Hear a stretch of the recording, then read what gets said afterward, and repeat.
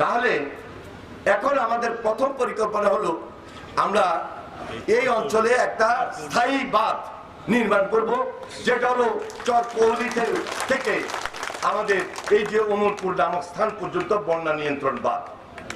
এই কাজ ইমিডিয়েট আমরা শুরু করার জন্য ব্যবস্থা নিব।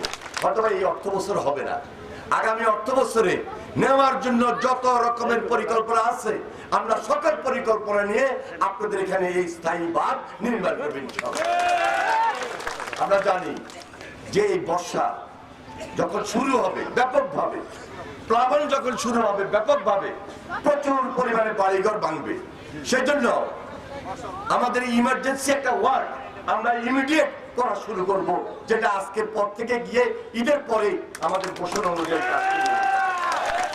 দীর্ঘদিনের প্রত্যাশা অনুযায়ী আপনাদের এই কাজগুলা আপনাদের কাছে যেন আমরা পৌঁছে দিতে পারি, সেজন্য আজকে আপনাদের প্রতি আমাদের সেই কথাগুলো পরিষ্কার করে গেলাম। কারণ এই অঞ্চলে অনেক মানুষ থাকে, অনেক ঘনবসতি, এখানে কৃষি, এখানে আমাদের মৎস্য চাষ হতে পারে, এখানে প্রচুর পরিমাণে গবাদি পশু আমরা দেখেছি।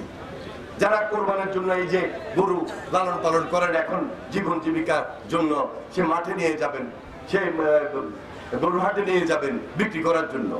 তাহলে একটা গরু তার সম্বল, কৃষি তার সম্বল, মাছ তার সম্বল। সেটার জন্য আপনাদের মন্ত্রী সাহেব আছে ইনশাআল্লাহ।